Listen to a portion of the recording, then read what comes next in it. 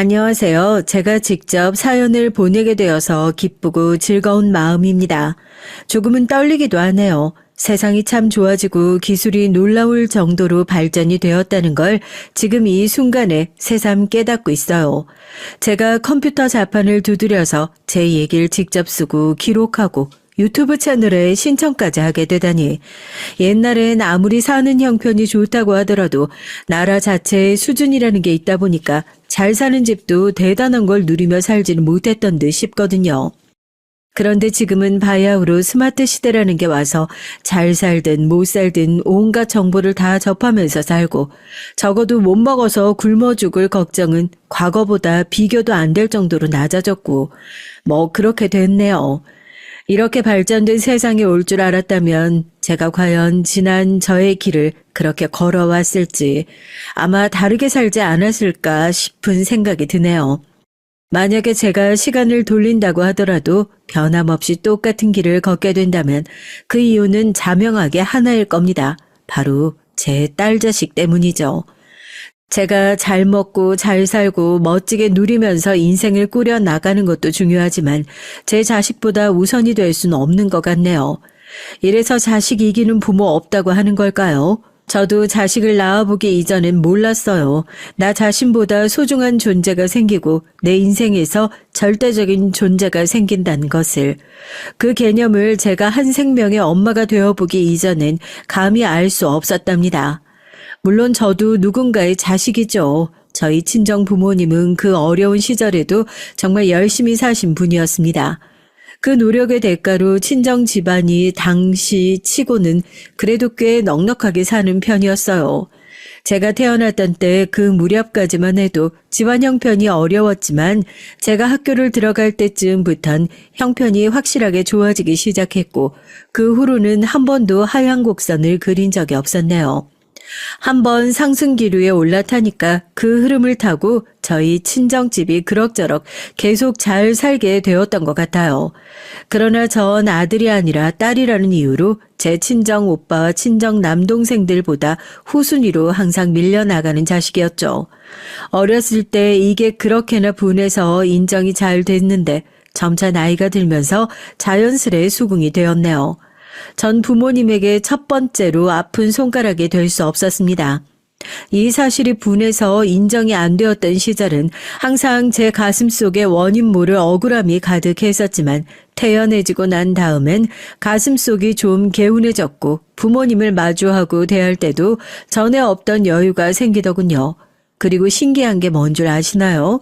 인정과 애정을 갈구하며 아등바등 굴었던 자식이 한 걸음 뒤로 물러나서 낯빛에 여유로움을 그려내고 나니까 부모님도 오히려 그 자식을 한 번 더 쳐다봐 주시기 시작했다는 점입니다. 비단 가족 내에서 국한할 게 아니라 인간관계라는 것 자체가 좀 그런 것 같아요. 너무 매달리고 간절하게 굴면 상대는 그걸 좋아하는 게 아니라 부담스러워하거나 스스로가 우위에 섰다고 생각하며 우쭐해하고 태도를 함부로 하죠. 적당히 거리감이 있는 걸 유지해야 어떤 관계든 유연하게 흘러가는 물이 되어 고이지 않고 따라서 썩지도 않는 것 같습니다. 제가 결혼 생활에서도 이런 걸 진작에 알고 잘 지켰더라면 어땠을까 싶은 생각이 조금 드네요. 후회나 미련 같은 건 아닌데 그저 약간의 아쉬움일 뿐이에요. 전 머리가 제법 영리했지만 공부를 아주 잘하진 못했는데 그건 딸 주제에 너무 잘나봤자 대단히 좋을 것도 없다는 부모님의 마음을 알고 있었기 때문에 제가 의기소침했던 그 탓이라는 치졸한 핑계를 대보렵니다. 아무튼 전 공부를 썩 그렇게 잘하지 못했지만 결혼은 공부를 되게 잘하는 남자하고 했는데요. 제 친정이 어느 정도 여유가 있는 집이었기 때문에 공부를 잘하는 남자하고 결혼을 할 수 있었습니다. 남편은 반대로 가난한 처가를 둘 수 없는 입장이었고요. 시댁의 형편이 어려운 건 아니었지만 남편의 뛰어난 머리가 집안의 그 형편보다 더 잘났기 때문이에요. 이게 무슨 얘기인지 아시겠죠? 그러니 남편은 경제적으로 어려운 여자와 결혼할 수 있는 입장이 아니었어요. 그 잘난 머리를 썩이지 않고 잘나게 살아보려 처가를 잘 두어야 했습니다. 제가 최고의 선택은 아니겠지만 나쁜 선택은 남편에게 결코 아니었거든요. 이런저런 조건을 보고 서로 만났기 때문에 열렬한 감정은 없었죠. 하지만 부부란 이름으로 묶여서 평생을 약속한 관계였고 시간이 지나자 저희 사이에서 아이가 태어나면서 자연스레 서로를 이제 인생을 함께 살아가는 신뢰의 동반자가 되어 있었습니다. 살다 보니 그냥 그렇게 되어버렸어요. 처음보다 같이 살수록 애정이라는 것도 커져갔다고 전 생각을 하고요. 태어난 아이는 귀여운 딸이었어요. 외모가 아이 때부터 남편을 닮은 편이었습니다. 그런데 자라면서 성격이나 아니면 체질이라든지 이런 것들이 전부 저를 닮은 걸 알게 돼서 정말 애착이 가고 온 마음을 쏟게 되는 자식이었죠. 우리 주연이를 키워보니까 이제 알겠어. 이래서 눈에 넣어도 아프지 않다는 말이 생겨난 거였구나. 무럭무럭 자라나는 딸의 성장은 제 인생의 원동력이기도 했습니다. 한박 웃음을 짓는 딸의 얼굴만 봐도 저는 흐뭇함을 느끼는 엄마였어요. 제 딸 주연이가 태어나기 이전과 이후로 제 인생이 나뉘더라고요. 주연이를 키우면서 너무나도 어여쁘고 애틋한 제 자식인데 어떻게 제 친정 부모님은 자식들을 차별하고 어느 한쪽만 편애하고 이러실 수 있었을까 싶더라고요. 제가 외동딸 하나만 낳고 키워서 자식 여럿을 더 보지 않아서 그러는 걸까 싶기도 했지만 암만 해도 전 딸이랍시고 차별을 하셨던 부모님이 이해가 가지 않았어요. 그래서 바로 이때부터 제가 부모님께 어떻게든 더 잘해드리고 더 눈에 들어오고 싶어하는 자식의 역할을 그만두었던 거예요. 제가 직접 부모가 되어 보니까 제 친정 부모님에 대해 이해가 안 되는 부분들이 생겨났으니까요. 제가 자연스러운 거리감을 두고 난 이후부터 친정 부모님은 저에게 서운해하시면서도 저를 더 궁금해하기 시작하셨고 제 딸 주연이도 이전보다 더 보고 싶어 하셨고 그랬었네요. 그런데 제가 원체 부모님한테 더욱 인정받고 싶어하는 마음으로 오랜 시간을 살아온 뒤였잖아요. 그러니 그 마음이 꺾였다고 해서 완전히 기질마저 사라진 게 아니었기 때문에 그 마음이 다른 곳으로 향했어요. 친정 부모님을 향해 있던 화살의 끝이 이젠 남편에게 향했던 겁니다. 남편에게 사랑받는 아내, 헌신적인 아내, 그리고 남편의 길을 매번 살려주는 아내. 그런 게 되고 싶었어요. 사랑이 넘치는 연애 결혼이 아니었기 때문에 오히려 뒤늦게 제 마음이 발동했던 것 같아요. 이제라도 사랑이 넘치고 서로 끈끈한 그런 관계를 만들고 싶었던 것이죠. 남편과 아이, 가정에 충실하며 시댁에도 잘하는 그런 여자. 그런 모습을 어느새 저도 모르게 목표로 삼으면서 지냈습니다. 친정 부모님의 아픈 손가락은 되지 못했으니까 제 남편에겐 단 하나뿐인 여자가 저였고 제 딸 주연이에겐 제가 세상에서 우주였으니까요. 보상을 제대로 받았다고 생각했어요. 결혼하기를 정말 잘했다고 여겼으며 이것에 대해 의심을 한 적은 단 한 차례도 없었습니다. 그런데 제가 받아든 결과물이 뭐였는지 아시나요? 제가 가정에 온갖 헌신을 다했던 대가는 바로 남편의 바람이었어요. 이게 웬 루즈 자국이지? 웬 여자 루즈 자국이 셔츠에 남아있는 거야? 시작은 아주 사소한 발견에서 시작됐습니다. 저의 것일 리가 없는 여자의 흔적이 남편의 옷에 남아있었죠. 그걸 추궁했을 때 남편은 너무나도 태연자약하게 글쎄라는 반응을 보였어요. 본인은 여자를 따로 만난 적이 없기 때문에 당당함으로 그 루즈 자국이 어디서 어떻게 묻었든 별다른 생각이 안 든다고 했습니다. 아무렇지 않게 대답했던 남편의 모습을 보고서 전 아주 우습게도 안심이라는 걸 해버렸어요. 남편이 놀라는 기색 하나 없이 태연했으니까요. 당당하기 때문에 그 루즈 자국이 어떻게 생겨났는지 변명할 필요조차 없다고 말을 하던 남편을 전 믿어버렸습니다. 하지만 꼬리가 길면 결국 밟히고 마는 법이더라고요. 그 후로 몇 달이 지났을 때 전 다시 여자 화장품의 흔적을 남편의 옷에서 발견했었죠. 여자 향수 냄새가 분명한 것에 아주 미약한 잔향을 남편의 옷에서 맡아본 적도 있었고요. 그리고 결정적으로 이 옷에 사는 분이 제 남편이 바람을 피우는 현장을 직접 보고 마셨습니다. 그분의 딸이 제 딸보다 2살이 많고 영특해서 제가 그 집 딸하고 같이 책도 보고 어울려 놀면서 제 딸에게 말을 했던 적이 있었거든요. 그래서 아이들끼리 종종 어울려 놀았고 저도 자연스레 그분하고 오고 가며 인사를 하는 사이로 지내게 됐습니다. 그 정도로 인사하며 지내는 이웃이었기 때문에 그분이 고민 끝에 남편의 바람 사실을 저에게 알려주셨던 것이겠죠. 아니었다면 괜히 자신 때문에 애먼 가정을 깨뜨릴까봐 말을 안 해주셨을 거예요. 그러니 이게 다 일이 그렇게 되려고 운명이 안배가 되어 있었나 봅니다. 저기, 내가 이런 말을 해줄까 말까 지난 며칠간 고민을 했는데요.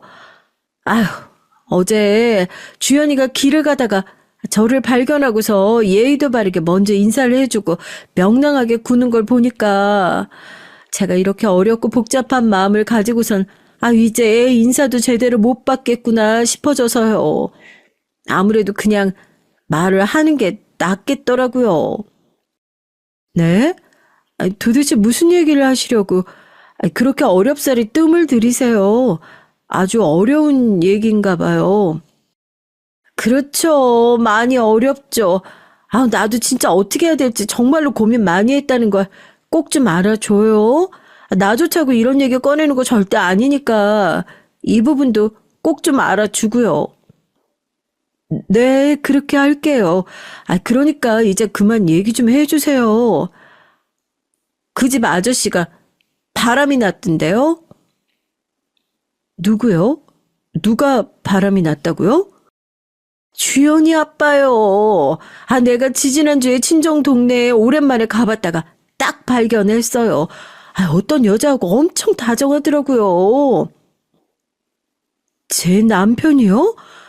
아, 저, 저기 대체 얼마나 다정했길래요? 전 지금 이 얘기 자체가 안 믿겨서 너무 당황스러운데요. 제 남편이 그럴 사람이 아니에요. 혹시 사람을 잘못 보신 건 아니겠죠? 아유, 그럴 만도 하죠. 이해해요. 그런데 서로 주물럭거리는 게 보통 사이가 아니더라고요. 방금 뭐라고 하셨어요? 뭘 주물럭거려요? 태어나서 그렇게 정신이 아득해지는 경험은 처음이었습니다.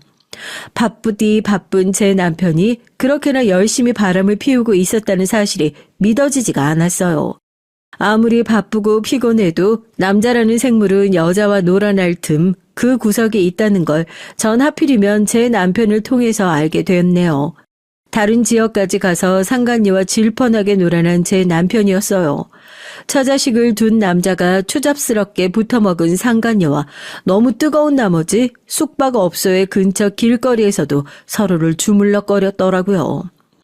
참 웃긴 일이죠. 그렇게 주물럭거리지만 않았어도 이웃 그분이 그쪽을 주시하지 않았을 텐데요. 정체가 제 남편이라는 걸 확인하고서 그분도 너무 놀라서 안 믿어지셨대요. 제 남편 공부를 아주 잘했다고 했잖아요. 사회적으로 제법 잘 나갔거든요. 그러니 제가 남편을 제 자랑으로 삼았고 동네 사람들도 다 제 남편이 무슨 일을 하는 사람인지 그런 것들을 다 알고 있었던 것이죠. 아주 멀끔해서는 잘 나가는 사람인데 뒤에서 그런 추잡스럽고 격떨어지는 바람을 피우고 있었습니다. 화가 났죠. 당연히 전 화부터 났고 여태 이런 사실 하나 눈치를 못 챘던 제 자신이 너무 바보 같고 비참해서 미칠 것만 같았습니다. 제가 얼마나 열심히 잘했는데 온갖 헌신을 다 했는데 남편의 역겨운 불륜이라는 결과지를 받아든 현실이 너무나 부다기도 했고요. 당신 대체 나한테 왜 이래? 사람으로서 양심이라는 게 있으면 당신은 나한테 이러면 안 되는 거잖아. 당신한텐 미안하게 생각하고 있어. 우리 주연이한테도 미안하고. 하지만 나도 남자야. 당신 남편 주연이 아빠이기 이전에 한 사람의 남자야. 욕구가 있고 본능을 따라갈 수밖에 없어. 갑자기 그게 무슨 황당한 핑계야? 당신이 짐승이라서 바람을 피운 거니까 이해해 달라는 거야? 당신한테도 잘못이 있단 뜻이야. 주연 엄마, 당신이 내 뒷바라지나 해주는 사람으로 느껴져. 한 사람의 여자가 아니라 그냥 뭐라고 해야 하나. 또 다른 엄마? 나를 챙겨주고 가끔은 옳게 잔소리도 해주고 나 잘 되려고 어떻게든 용을 써주는 엄마로 느껴져. 여자로서의 매력이 없다고. 인생 길잖아. 여자로 안 보이는 사람하고만 지내기엔 내 인생이 아깝게 느껴졌어. 그래서 어쩔 수 없었어. 그뿐이야. 나는 나 자신에게 솔직하고 싶었던 것뿐이지. 바람은 당신이 피웠는데 결론은 내 잘못이라는 거네. 당신은 날 어디까지 바보로 하는 거야? 나 말고 어디 찢어지게 짚고서 가난한 여자하고 결혼했으면 지금 당신은 그렇게 떵떵거리면서 못 살았어. 바람은 꿈도 못 꿨겠지. 알아? 당신하고 당신 집안의 공을 모르는 척 하려는 건 아니야. 나도 인정해. 처가가 꽤 든든해서 내가 덜 힘들게 여기까지 왔다는 거 나도 알아. 하지만 나랑 결혼해서 당신도 숨통 좀 트인 거 아니었어? 집안에서 미운 오리 새끼였잖아. 근데 나 같은 남자하고 결혼해서 당신도 제법 어깨에 힘 들어가고 목도 빳빳하게 세우고 그러면서 자신감이 생긴 거였잖아. 당신도 내 덕 봤으면서 가정에 헌신하고 다 바쳐서 사는 것도 자기 만족 위해서 그런 거였으면서 나만 비겁한 놈으로 만들지 마. 당신이 이런 사람인 줄 알았으면 절대 결혼 안 했어. 어떻게 이런 상황에서도 미안하다는 사과 한마디가 없을 수 있니? 다 떠나서 정말 남자로서 치졸하고 찌질한 거 아니니? 그런 생각은 안 들어? 이미 벌어진 일인데 뭘 어쩌겠어. 그리고 우리 집에서도 내가 따로 만나는 여자 있는 거 진작에 다 알아. 뭐라고? 누가 다 안다고? 그럼 어머님하고 아버님도 다 알고 계셨다는 거야? 그래놓고서 태연하게 나를 마주하고 내가 차려드린 밥상 앞에 앉으시고 여태 그러셨다는 거네? 어떻게 사람을 이렇게 비참하게 만들어? 당신이나 당신 가족들이나 같은 피 맞구나. 나도 생각이 참 많았어. 만약에 주연 엄마 당신에게 들키게 되면 그땐 내가 어떻게 해야 될지, 이쪽 관계를 끝내야 할지 아니면 저쪽 관계를 끝내야 할지, 어느 쪽을 양자택일하게 될지 솔직히 나 스스로도 모르고 있었는데 막상 이 순간이 오니까 예상보다 굉장히 명료해진다. 그래서 나 스스로도 지금 놀라는 중이야. 남편은 맨 처음에 저에게 여자 루즈 자국을 들켰던 그때처럼 안색 하나 안 바꾸고 대단하게 태연스러운 모습을 하고 있었어요. 그 얼굴 표정을 보면서 불길한 예감이 들더군요. 그리고 아니나 다를까 남편의 입에선 상간녀가 아니라 제 쪽을 끊어내고 싶다는 말이 흘러나왔습니다. 그게 남편이 내린 결론이었던 거예요. 주연 엄마, 우리는 여기까지만 하자. 당신도 이제 새로운 인연 만나서 남은 인생 즐겁게 잘 살아보든지 해. 나 같은 남자 말고 당신을 진짜로 사랑해주는 남자를 만나면 더 좋을 거야. 당신한테도 장기적으로 잘된 일이라고 할 수 있지. 야, 진짜 더는 못 들어주겠다. 야, 이 미친놈아. 넌 그걸 뚫린 입이라고 짓거리고 있냐? 너 혼자 잘난 척이란 잘난 척은 다 하면서 재수없게 구네. 잘난 척하면서 나불댈 시간에 잘못했다고 한마디 말이라도 해. 그게 사람으로서 해야 될 일이야. 넌 어떻게 그런 것도 못하니? 남편이 당당하게 굴었던 그 순간 전 제 인생에서 그 어느 때보다도 처절하게 무너져 내렸지만 다행스럽게도 좌절보다 분노가 더 컸고 눈물을 흘리지 않고 할 말을 외칠 수 있었어요. 만약 그 순간에 비참하게 굴었다면 제 인생에서 두고두고 후회가 됐을 거예요. 하지만 억눌러 왔던 모든 것이 터져 나오면서 전 제대로 폭발을 해버렸던 것이죠. 억눌러 왔던 것은 비단 좋은 딸, 좋은 아내, 좋은 엄마, 좋은 며느리로 살고자 노력하고 애를 써왔던 제 지난 날들 뿐만이 아니었습니다. 제가 진정으로 원하는 것이 뭔지도 모르고 생각도 안 해보면서 그저 저의 존재 가치라는 것 자체를 꼭 다른 사람을 통해서만 확인받으려고 해온 저의 인생이 한심스러웠기 때문이에요. 참으로 어리석었다는 깨달음이 바람을 피워온 걸 들켰음에도 태연하게 굴며 이혼을 말하고 저에게 탓까지 돌리는 남편의 앞에서 저에게 찾아왔습니다. 정신이 번쩍 드는 감각이었어요. 난 그저 나인데 왜 자꾸 누군가를 통해서만 인정받고 뭘 어떻게 해보려고 그렇게 아등바등 굴었는지 우스웠습니다. 그때 남편은 아주 천하의 비겁한 놈이었어요. 그래서 절 감히 깎아내리며 탓을 돌리기까지 했지만 전 지난 세월의 제 모든 노력과 수고와 헌신이 헛수고였을지언정 그렇다고 해도 그 소리를 남편이 짓거릴 자격은 없다고 봤습니다. 남편의 태도가 몹쓸 거지 같아졌을 때 그 앞에서 전 도리어 살면서 최고로 정신이 확 들었던 것 같아요. 그 덕에 남편이 저의 가치를 깎아내리려는 시도를 무시할 수 있었네요. 저 같은 아내를 두고도 바람을 피운 남편이 이상한 것뿐이었습니다. 남편이 잘못된 것이었고 전 스스로를 탓하지 않기로 했어요. 그래서 친정에서도 남편이 미쳐서 바람났다고 말을 했습니다. 사실 친정에 바로 알릴 생각은 없었는데 이 비겁한 남편놈이 자기 처가에 연락을 해서 저와는 더 이상 못 살겠다는 식으로 선수를 쳐놨거든요. 그래서 별 수 없이 저도 남편의 미친 행각을 털어놓았던 것이죠. 될 대로 되라는 식으로 다 털어놨는데 친정 식구들의 반응이 의외였습니다. 아유, 그러면 이혼해야지. 그럼 판국인데 뭘 더 같이 살겠니? 앞으로 살을 붙이고 살 수나 있겠어. 네가 이제는 그럴 마음도 없어 보이고.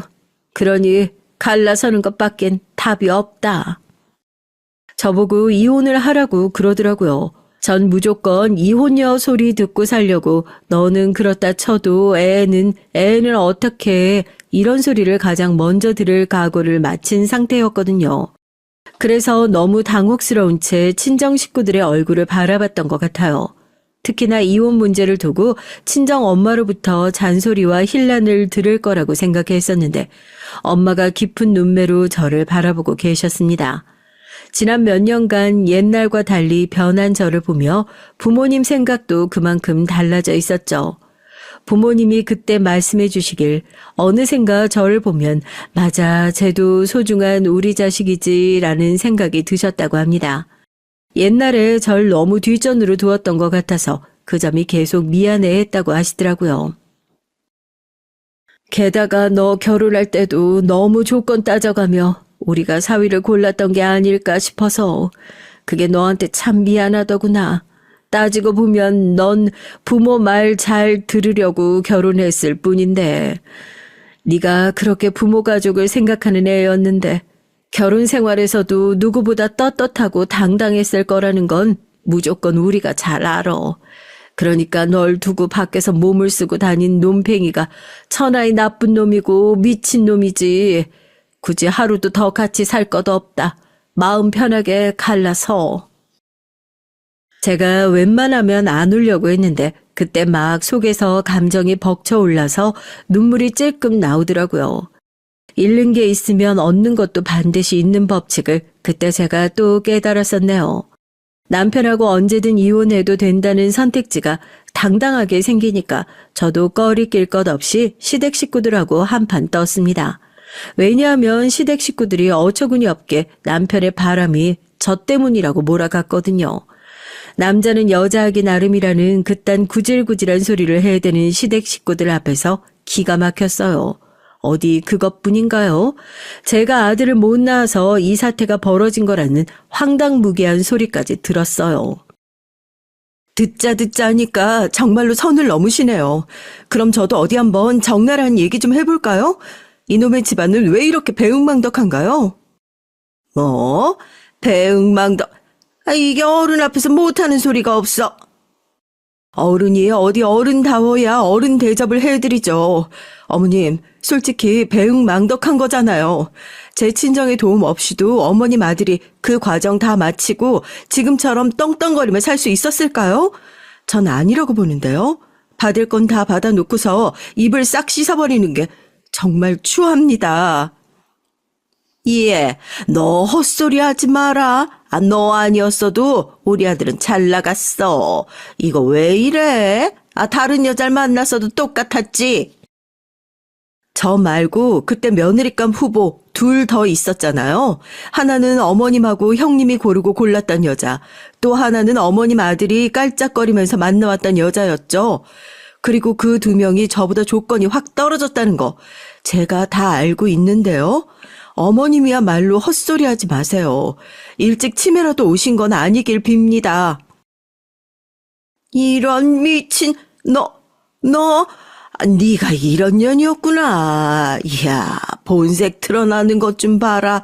여태까지 참한 척은 다 해놓고서 알고 보니까 속에선 아주 무서운 게 들어있었네. 이러니까 우리 아들이 집에서 속을 풀 길이 없어서 밖으로 힘들게 놔둘 수밖에 없었던 거야.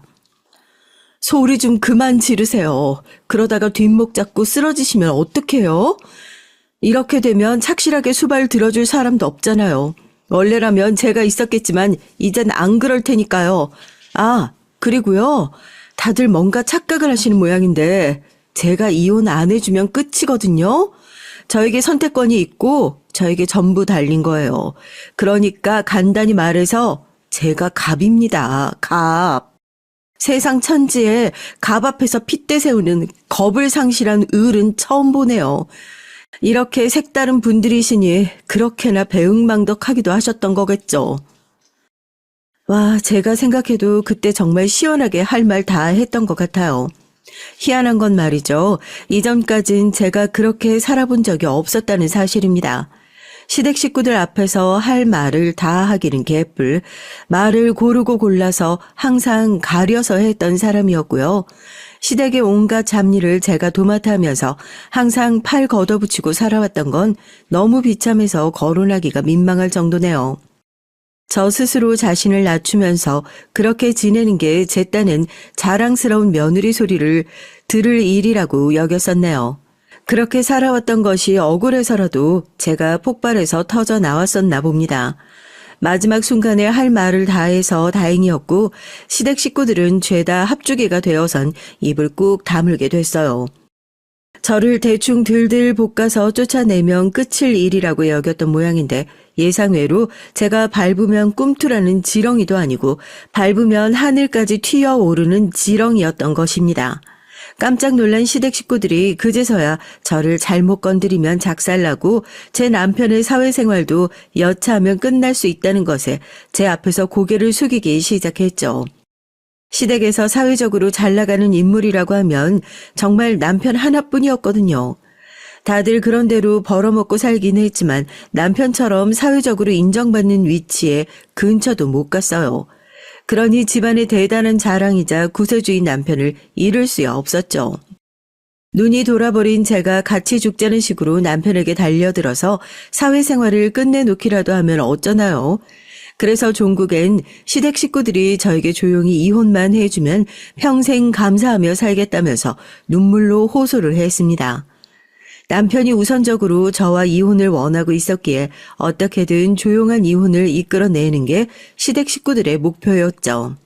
그런데 사실 저도 깔끔한 이혼이 최종 목표이기도 했으니까요. 남편한테 좋은 일 해주는 꼴이 될까봐 그게 배가 아팠을 뿐 저도 이혼을 원한다는 건 진심으로 같았습니다. 저를 기만한 사람과 계속 부부로 있는다면 그건 제 인생을 갉아먹는 선택지가 될 거란 확신이 있었죠. 내가 이혼도 해주고 우리 주연이도 내가 앞으로 혼자 키울 테니까 돈 내놔. 그래서 전 인생 최대의 선심을 써줄 테니 대가를 내놓으라고 말했습니다. 남편은 돈을 내놓으라는 저의 강렬한 요구보다도 어쩐지 결혼 생활 자체인 미련 한 톨 안 보이는 저의 태도에 빈정이 상해 보이는 그런 얼굴이었어요. 저에게 혹시 만나는 사람이 그새 생긴 거냔 질문도 했었고요. 나 원참 남자란 생물은 정말이지 알 수가 없었네요. 다 필요 없고 앞으로 다달이 돈이나 내놔. 안 내놓으면 당신 내가 사회적으로 매장시킬 거야. 내가 아주 진짜 너 죽고 나 죽고 다 같이 죽잠에 달려들 거야. 알았어? 내가 주연이 때문에 참고 살 거라고 본다면 그건 대단한 착각이야. 나 한다면 하는 여자야. 그래, 한다면 하는 여자인 거 이번에 내가 잘 알게 됐어. 원래는 이런 여자인 줄 몰랐는데 말이야. 정말 의외의 모습 다 보여주네. 그딴 감상도 안 듣고 싶으니까 돈이나 다달이 내놓겠다고 해. 전 아주 후련하게 남편을 끊어냈습니다. 남편 수중에 돈이 어느 수준인지 당연히 제가 알고 있었고 지금 가지고 있는 것보다 앞으로 벌어들일 게 많다는 것 또한 너무나도 잘 알고 있었기 때문에 다달이 계속 받아내는 것으로 결정을 했어요. 서류도 다 작성을 했고요. 시댁 식구들은 제가 이혼하면서 위자료만 싹 다 털어가는 걸로만 알고 있었기에 아까워서 죽으려고 하면서도 적당히 수긍을 했습니다. 그러나 앞으로 다달이 남편에게 제가 돈을 받아낼 것이었기 때문에 전 끝에 끝까지 다 챙겨서 이혼을 한 셈이었죠. 의도한 건 아니지만 시댁 식구들의 뒤통수를 은밀하게 쳐버린 격이 돼서 좋았답니다. 제가 그동안 자기들한테 얼마나 잘해줬는데 그랬건만 남편의 바람을 방관하고 동조하고 다들 그랬다는 것에서 제가 진짜 커다란 배신감을 느꼈었네요. 남편하고 놀아난 상간녀는 제 앞에서 무릎을 꿇었답니다. 제가 상간녀로부터 따로 뭐 챙겨낼 게 없고 와서 무릎이나 꿇고 사과를 받고 싶다고 했거든요. 그것도 집 앞에서 말입니다. 대낮에 저를 찾아와서 땅바닥에 무릎을 꿇은 상간녀가 제 요구에 따라 큰 소리로 유부남과 더럽게 놀아나고 가정을 깨뜨려서 죄송하다는 사과를 10번 복창했어요. 나중에 되니까 상간녀의 얼굴이 시뻘개지다 못해서 툭 건드리면 터질 것처럼 달아오르더라고요. 이웃들이 그 장면을 보고 다들 놀라서 쑥덕거렸는데 그 사이엔 남편의 바람을 저에게 알려주었던 분도 계셨습니다. 이렇게 깡따구가 넘치는 분이었는지 몰랐네요. 아유, 내가 다 속이 시원하네. 근데 다음 달에 이사 간다면서요? 멀리 가요? 네, 그렇게 됐어요. 제가 아무것도 모르는 상태에서 더 기만당하고 농락당하지 않도록 그렇게 해주셔서 정말 감사합니다.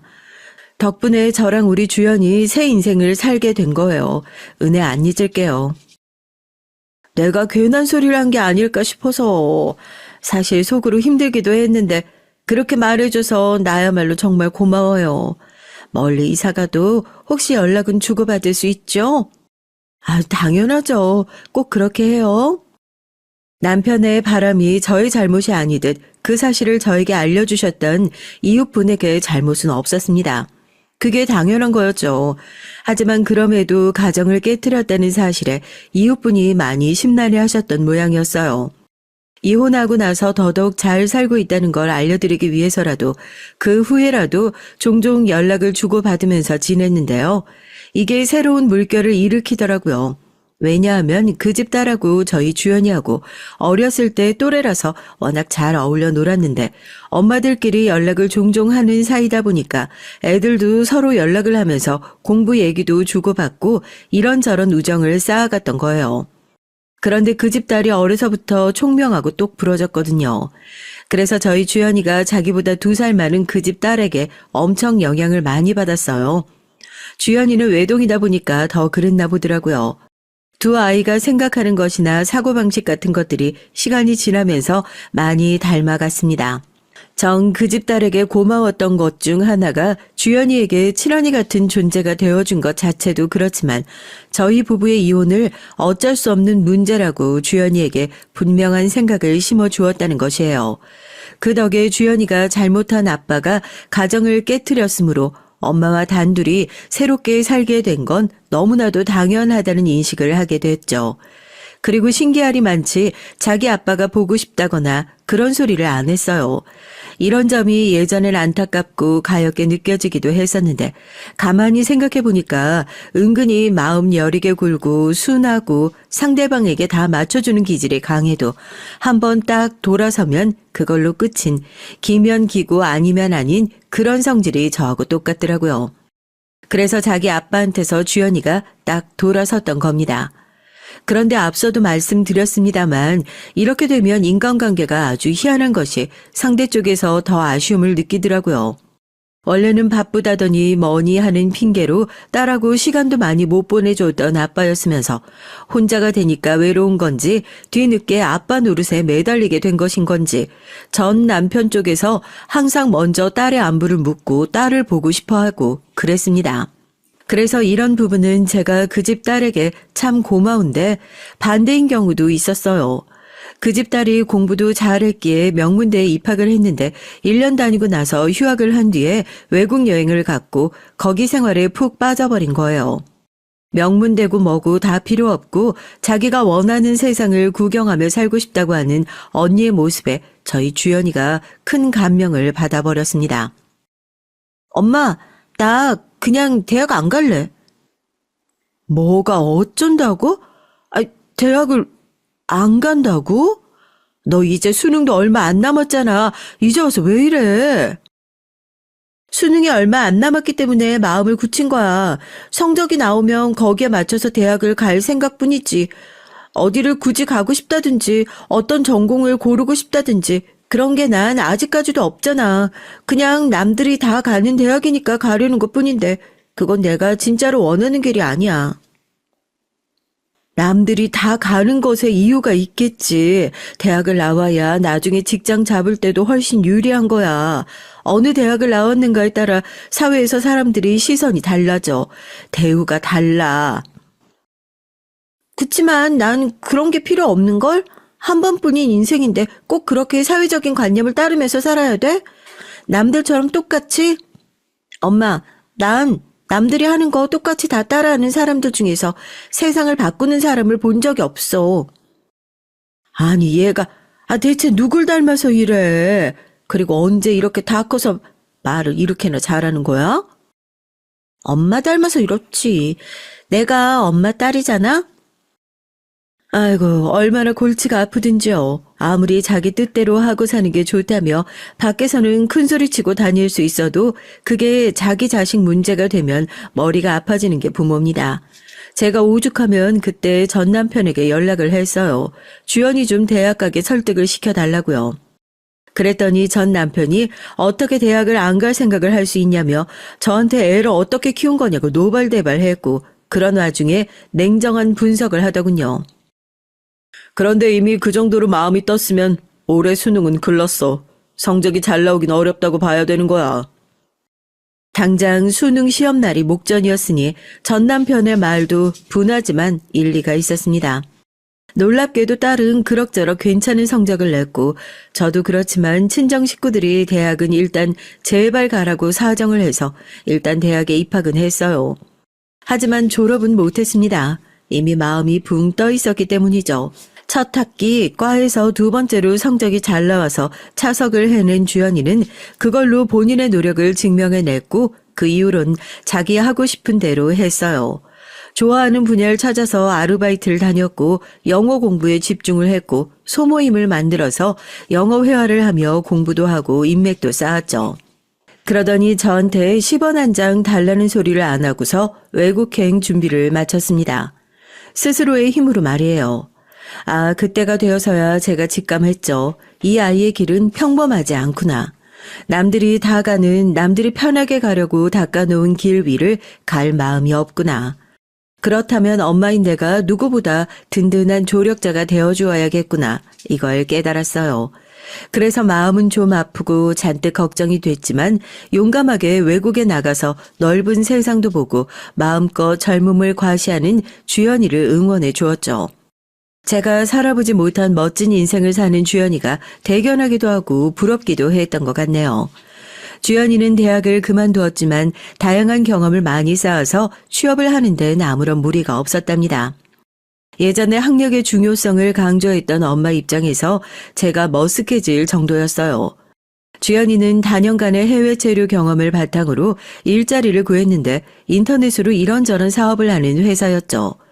주연이는 거기서 해외 거래처와의 연결을 담당하는 그런 일을 했습니다. 사무실도 강남 한복판에 있었고요. 근무 복장도 아주 자유롭고 출퇴근 시간도 딱 정해져 있는 게 아니라서 굉장히 유연하게 근무를 하더라고요. 정말 멋졌습니다. 게다가 연봉도 꽤 높았고요. 돈도 잘 벌고 적성에 맞는 일을 하고 회사도 아주 세련된 곳이고 우리 주연이 정말 멋지다. 이게 내 딸이라니 내 인생도 정말 성공을 했네. 휴가도 길게 몰아서 쓸 수 있어서 주연이는 그때마다 저를 데리고 여기저기 여행도 다녔죠. 제가 제대로 호강하게 됐습니다. 친정 부모님이 손주들 중에서 제 딸 주연이를 가장 최고로 예뻐하시게 된 지는 아주 오래였고요. 딸 하나 잘 키워서 이게 웬 횡재인가 싶을 정도로 전 행복했답니다. 알아서도 척척 잘해주는 주연인 믿음직스러운 딸이었기에 제가 아무런 간섭을 안 했지만 딱 한 가지 자꾸 궁금해서 기웃거리게 되는 영역이 있었어요. 그건 바로 제 딸이 대관절 누구를 만나고 다니는가 하는 문제였습니다. 더 이렇게 나이를 먹기 전엔 분명히 남자친구가 있냐고 물으면 저한테 미주알 고주알 떠들어주었고 사진도 보여주었던 주연이었는데 이제 사회생활을 한 지 꽤 돼서 그런지 어쩐 건지 언제부턴가 연애 얘기를 일절 하질 않더라고요. 그러니까 더 궁금해졌죠. 슬슬 연애를 결혼을 전제로 진지하게 할 나이에 접어들었기 때문에 그만큼 신중해져서 누구를 만나기가 부담스러운 모양이라고 전 그렇게 짐작이나 하는 정도였죠. 그런데 어느 날 주연이가 그러더라고요. 지금 만나는 남자친구하고 결혼까지 할 생각이 있다고요. 벌써 만난 지 1년도 넘었다고 했습니다. 정말? 어떤 남잔데, 응? 어디 사는 누구야? 어떻게 생겼니? 하는 일은 뭐래? 그게 결혼할 마음은 있지만 남녀 관계라는 게 갑자기 어떻게 될지 모르는 거잖아. 그러니까 좀 더 확실해지면 그때 엄마한테 알려줄게. 그래? 네가 그렇다면야. 알겠어. 그치만 뭐 하는 사람인지라도 좀 알려주지. 엄마 궁금하게. 주연인 저에게 남자친구와 찍은 사진 몇 장을 보여줬어요. 멀끔하게 생겼더라고요. 무슨 일을 하냐고 물었더니 그냥 열심히 일 다닌다라는 식으로 얼버무리더군요. 그래서 전 속으로 어디 변변치 않은 직장에 다니는가 보다 이러고 말았어요. 돈 좀 못 벌어도 사람 됨됨이가 좋으면 전 그걸로 된 일이라고 여겼습니다. 하지만 웬걸요? 그런 게 아니었어요. 딸이 남자친구의 직업 얘기를 내내 숨겨온 이유가 따로 있더라고요. 몇 달이 더 흘러서 결혼 얘기를 남자친구와 나눴다고 하면서 진지하게 결혼을 하고 싶다고 딸이 저한테 말했습니다. 그러면서 그 남자친구의 직업도 밝힌 거예요. 엄마, 사실 내가 만나온 사람이 의사야. 뭐? 의사? 의사라고? 엄마가 이렇게 놀랄까봐 그동안 밝히지 않은 거야. 그런데 이젠 진심으로 결혼을 하고 싶어졌으니까 다 밝혀야지. 아니, 어떻게 그동안 의사를 만나고 있었어? 아이고. 알고 보니 딸이 결혼한다는 사람이 의사였습니다. 세상에 직업이 얼마나 많은데 그중에서 의사였던 건데요. 놀란 마음이 컸지만 제 딸이 신중하게 생각을 하고 결단을 내렸을 거라는 걸 너무나도 잘 알았기에 전 엄마로서 딸의 든든한 지원군이 되어 주어야겠다고 다시 한번 다짐을 했습니다. 허락하겠다는 의미로 웃어주면서 마음에 맞는 결혼 상대를 만난 것을 축하한다고 해줬죠. 주연이는 눈물을 글썽이며 결혼하면 정말 잘 살겠다고 그랬어요. 상대 측도 신기하게 모친만 계신다고 했습니다. 부친께서 병으로 돌아가셨고요. 서로 둘 다 편모 가정이라 공통점 때문에 얘기가 잘 통해서 교제를 시작하게 됐다고 하더군요. 전 제 쪽만 혼자인 것보다 상대 쪽도 혼자인 것이 차라리 잘 됐구나 싶었습니다. 하지만 그건 저의 착각이었어요. 서로 일찍 알아가자는 의미에서 얼른 상견례 자리가 잡혔습니다. 사진에서 봤던 대로 예비사위가 아주 인상이 멀끔했죠. 그런데 모친인 예비사도는 고상하게 잘 차려입으신 것이 무색하게 어디가 불편하다는 표정을 처음부터 짓고 계셨어요. 그 이유도 있었고요. 딸을 아주 야물딱지게 잘 키우셨어요? 아휴, 저희 주연이가 야물딱지기는 하죠. 어려서부터 그랬어요. 그래서 저도 마음에 쏙 들었는데 고졸 학력이라는 사실은 제가 아주 최근에 알게 됐네요. 저희 아들 녀석이 자기 엄마 마음이 아플까 봐서 여태 숨긴 모양입니다. 네? 그러셨군요. 저도 저희 주연이가 여태 만나온 남자친구가 의사란 사실을 최근에 알고서 많이 놀랐어요. 저만큼 놀라셨을라고요. 어쩌면 사위 될지도 모르는 이가 의사라서 날아갈 듯 하셨겠죠. 하지만 제 입장에선 며느리 될지도 모르는 이가 고졸이라서 심장이 철렁했답니다. 말에 가시가 있더라고요. 내용 자체보다도 띠꺼운 그 표정이 모든 걸 말해주고 있었습니다. 전 어리둥절해서 딸과 시선 교환을 했죠. 딸 주연이도 이런 상황을 맞닥뜨릴 줄 전혀 몰랐다는 눈치였습니다. 그리고 예비 사위는 잡을 안석이었고요. 엄마, 제발 좀. 너는 가만히 있어. 이 엄마가 다 알아서 할 테니까. 딱 보니까 예비 사위가 생김새와는 다르게 마마보이인 모양이었습니다. 꼼짝 못하더라고요. 예비 사도는 드생 기운을 내뿜고 있었고 유독 아들 거리면서 아들만 우대하는 그런 엄마 상인 게 느껴졌어요. 이런 집안에 저희 딸을 며느리로 보내자니 심란하더군요. 그런데 마침 그쪽에서 파혼 얘기를 꺼냈던 겁니다. 솔직히 고졸은 너무하지 않나요? 죽도록 공부해서 의대 가고 의사가 된 우리 아들 옆에 붙이기에는 너무나도 격이 떨어집니다. 게다가 이혼을 하셨다면서요? 저는 사별이라서 혼자라도 품격이 있죠. 그런데 그쪽은 이혼이라니, 이혼 가정의 자식인데다가 고졸, 저는 이거 용납 못합니다. 예비사돈이 차갑게 말을 했고 옆에서 예비사위가 한숨을 내쉬며 고개를 떨궜어요. 그래서 전 제 딸을 쳐다봤죠. 주연아, 이 결혼 안 할 거지? 매달릴 거 아니지? 엄마, 당연한 걸 묻고 그래. 내 사랑은 이미 10분 전에 다 식었고 다 끝났어. 잘 됐네. 역시 내 딸이다. 처음에 길을 잘못 드는 것도 하지만 돌아서면 딱 끊어내는 것도 역시 저를 닮은 제 자식이었습니다. 저희 모녀의 대화를 들은 예비사돈이 코웃음을 쳤어요. 꼴에 자존심은 세우시네. 의사사위 놓쳐서 통 안에 눈물을 흘리고 싶으실 텐데. 그렇게 중얼거리시길래 제가 지갑을 뒤져서 명함 한 장을 테이블 위로 건넸습니다. 무심코 그걸 확인한 예비사돈의 눈이 커지더라고요. 원장? 병원장이요? 이혼한 전 남편이에요. 우리 주연이 아빠요. 제 폭탄 발언에 난리가 났습니다. 예비 사돈보다도 예비 사위가 눈이 뒤집어졌죠. 아빠가 의사라고 왜 여태 말을 안 했냐면서 저희 주연이를 향해 거의 울면서 따지더군요. 제 전 남편이 의사였기 때문에 자기 아빠 때문에 겪은 상처를 주연이도 잘 알기에 차마 의사와 결혼하고 싶단 얘기를 얼른 저한테 못하고 끝에 끝까지 밀어온 것이었습니다. 전 지갑을 뒤져서 다른 명함을 꺼내 들었죠. 그걸 드리려고 한 게 아니고 제 명함이나 한 장 남기려고 했던 거였는데요. 제 명함을 확인한 예비사돈의 눈빛에 어리둥절한 기운이 있었죠. 복지 사업을 하는 가게의 상호명과 그곳의 사장이 저라는 정보가 적힌 명함이었습니다. 그러니까 좋은 일도 하신다는... 그렇다기보다는 수익 안 노리고 그런 일도 한다는 뜻입니다. 거기에 주소 나와 있죠? 한성빌딩 1층이라고 적혀 있네요. 제 건물이에요. 그 말을 끝으로 저는 싱긋 웃으면서 자리에서 일어났습니다. 반면 주연이는 차가운 표정으로 일어났고요. 예비 사위는 이제 진짜로 울고 있었습니다. 왜 명품백이랑 외제차도 없이 살아서 본인을 착각의 구렁텅이로 밀어 넣었냐면서 그런 소리를 제 딸을 향해 울부짖으며 하더군요.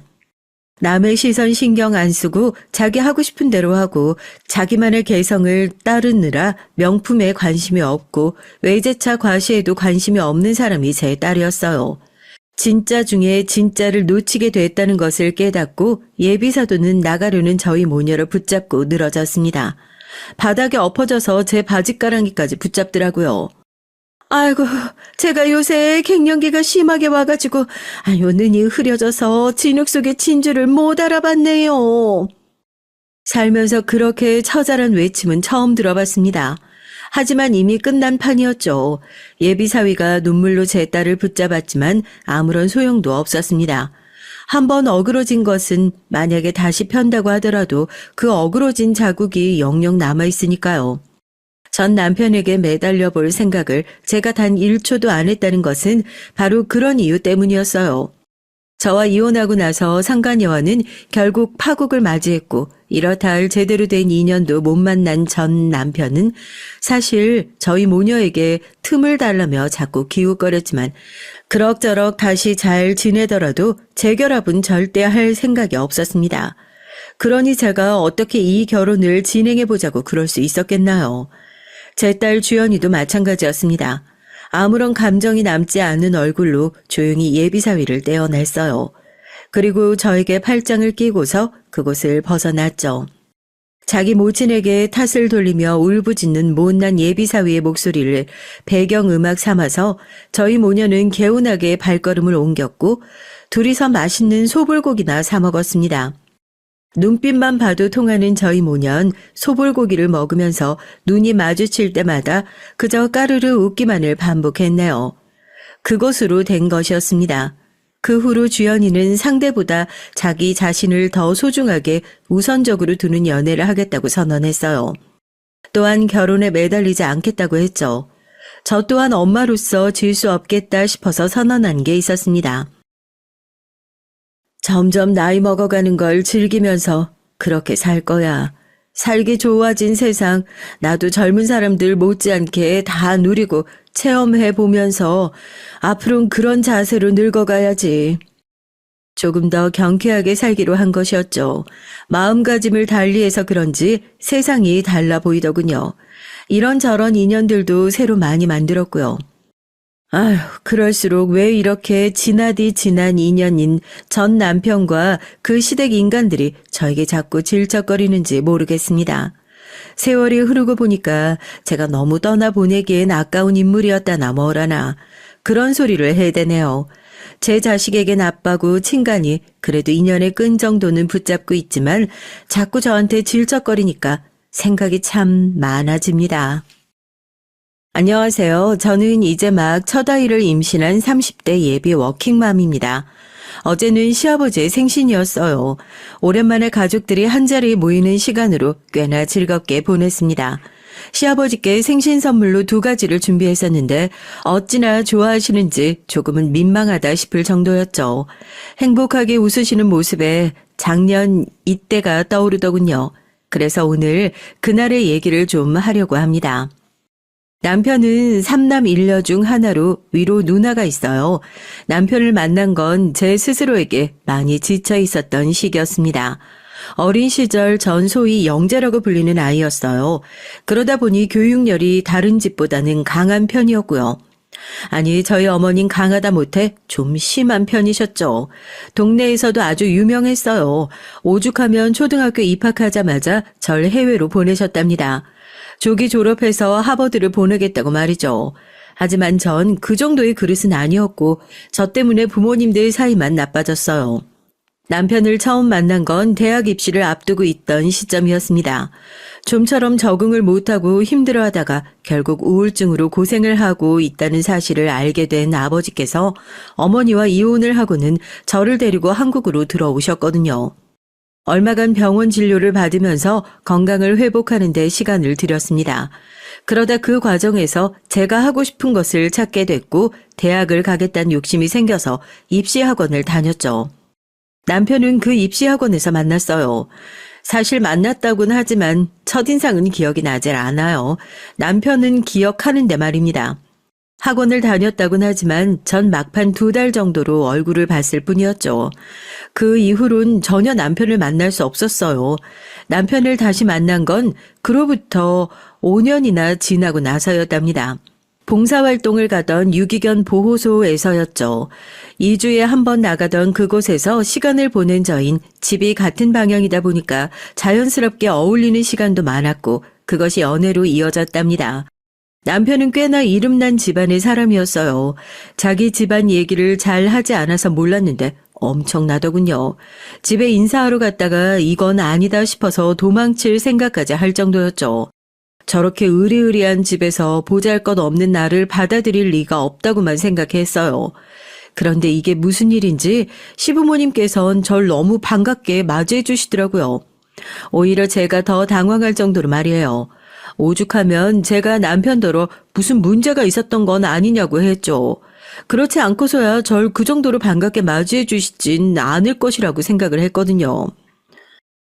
자기는 막장 드라마를 너무 봤어. 아니, 그래도 당신 정도의 스펙이면 나보다 좋은 조건의 여자들이 넘칠 거 아니야. 집에서 선을 보라고 많이 얘기하셨을 텐데. 두 분도 연애하셨는데 무슨. 그리고 우리 부모님은 우리 대학 딱 졸업하고 나서부터 자식들 스스로 알아서 하라고 가만두셨거든. 남편은 저더러 이상한 드라마를 너무 많이 봤다고 했지만 사실이 그렇잖아요. 전 집에 돈이 많은 것도 아니고 이름난 회사에 취직한 것도 아니었거든요. 그에 반해 남편은 꽤나 큰 피부과 원장이었죠. 강남에 있는 곳으로 유명인들 사이에서 알려진 곳이더군요. 제가 시부모님 입장이라면 눈에 들어오지 않았을 거예요. 하지만 저희는 가족들의 축복을 받으며 행복 가득한 신혼생활을 시작했답니다. 결혼을 하면서 남편이 딱 한 가지 부탁을 했던 것이 있었는데요. 바로 시부모님과 5년을 함께 살자는 것이었어요. 본인의 생각인지 아니면 시부모님께서 원하시는 건진 잘 몰랐어요. 그저 딱 5년이면 된다고 했죠. 처음엔 진짜 고민이 많이 되더라고요. 시집살이를 해야 한다는 말인데 제가 해낼 수 있을지 상상조차 되질 않았어요. 그래서 못한다는 소리가 목까지 몇 번이나 올라왔습니다. 하지만 한편으론 5년이 된다는데 못할 게 뭐가 있을까 싶었어요. 9살의 어린 나이에 혼자 외국에 나가 유학 생활을 했던 시간에 비하면 아무것도 아니지 않을까 싶기도 했고요. 그래서 전 남편이 원하는 대로 하자고 했습니다. 저희 시집살이는 어땠냐고요? 전혀 힘든 점이라고는 찾아볼 수 없었죠. 집안일 해주시는 이모님도 두 분이나 계셨고 드라마에서처럼 어머니께서 제가 이래라 저래라 하시는 것도 없었어요. 물론 저도 며느리인데 아무것도 안 할 수는 없다는 생각에 이모님들을 돕겠다고 나서보기도 했지만 원체 해본 적이 없다 보니 오히려 사고만 쳤죠. 소금을 넣어야 되는데 설탕을 넣거나 간장을 조금만 넣는다는 것이 왕창 넣어버려서 국을 아예 새로 끓인다거나 말이죠. 듣고 계시는 분들도 아마 무슨 저런 대책 없는 아이가 있나 하실 거예요. 제가 생각해도 그때의 전 정말이지 최악이었어요. 요리 학원이라도 좀 다닐 걸 얼마나 후회했는지 몰라요. 하지만 시어머니께선 한 번도 타박하신 적이 없으셨어요. 모르면 가르쳐주면 될 일이라고 하시더라고요. 이렇게 행복하기만 할 줄 알았던 저의 결혼 생활이 반전을 맞이한 것은 동서들이 들어오면서부터였어요. 남편에게는 쌍둥이 남동생이 있었는데 무슨 텔레파시라도 통한 것인지 두 사람이 한 해에 결혼을 했거든요. 한 사람은 여름에 또 한 사람은 가을에 말이죠. 형님이란 소리가 참 낯설더라고요. 특히 바로 손아래 동선 저와 동갑이라서 좀 더 어려웠던 것 같아요. 전 시어머니께서 제게 해주셨던 것만큼 동서들에게도 잘 해주겠노라 다짐을 했죠. 하지만 그런 다짐이 무색하게도 동서들과 전 생각하는 것이 너무 다르더라고요. 그것을 처음으로 깨닫게 된 건 새롭게 가족이 되고 얼마 되지 않은 시점이었습니다. 두 사람이 시집 온 첫 해 김장하는 날이었어요. 남편을 비롯해 시아버지께서 워낙 김치를 좋아하셔서 시댁에서 김장을 엄청 많이 다양한 종류로 담으셨거든요. 일반 배추김치뿐만 아니라 깍두기, 파김치, 무김치 등 한두 가지가 아니었죠. 처음 김장을 할 땐 무슨 김치가 이렇게 많은지 모르겠다고 투덜거릴 정도였는데 나중에 보니까 제가 집에서 둘째라면 서러울 정도로 김치를 먹고 있더라고요. 그만큼 맛있었거든요. 평소에도 아침만큼은 시어머니께서 직접 준비를 하셨는데 김장 역시 시어머니의 주도하에 이모님들과 제가 부지런히 움직여서 만들었답니다. 그 해에는 동서들도 늘었으니 좀 더 왁자지껄 하지 않을까 싶었죠. 하지만 이게 무슨 일인지 동서들은 시간이 되도록 코빼기도 보이질 않더라고요. 분명 전날 단톡방에 김장하는 날이니 편한 옷으로 입고 오전 10시까지 오라고 했는데도 말이죠. 전 그날만큼은 연차를 쓰고 집에 있었답니다. 전 급하게 동서에게 전화를 걸었지만 아무도 받지 않았어요. 초조해진 건 제 쪽이었습니다. 시어머니 눈치도 보였고요. 말씀으로는 괜찮다고 하셨지만 기분이 상하신 것 같았어요. 분명 오늘 일찍 오라고 했는데 어머니 죄송해요. 죄송할 게 뭐가 있어. 시간 되는 사람만 오면 되지. 너도 오늘 하루 쉬었다가 나중에 회사서 힘들어지는 건 아니지? 그럼요. 사장님이 흔쾌히 오케이 해주셨어요. 그리고 제가 창립 멤버인걸요. 아직 저 없으면 일 잘 안 돌아간다고요. 시어머니께선 제가 뻐기며 말하자 크게 웃으시며 그럼 우리끼리 김장하자고 하셨답니다. 저는 불안감을 가지고 시어머니께서 시키는 대로 부지런하게 움직였고 김장이 거의 끝나갈 무렵 동서 둘이 함께 들어오더라고요. 분명 편한 옷을 입고 오라고 했음에도 불구하고 아주 머리부터 발끝까지 풀 세팅을 하고 왔더라고요. 보자마자 무슨 시상식이나 파티라도 있는 줄 알았습니다. 분명 이틀 전부터 김장이 있다고 편하게 입고 오라고 했잖아. 동서 어제도 얘기했는데. 오전에 볼 일이 있어서요, 형님. 그래도 왔잖아요. 아니, 그럼 그렇다고 얘기를 해야지. 못 오면 못 온다. 늦게 오면 늦게 온다고 말을 해줘야 할 거 아니야. 김장을 저희가 하는 것이었어요? 사람 써서 하는 거 아니고요?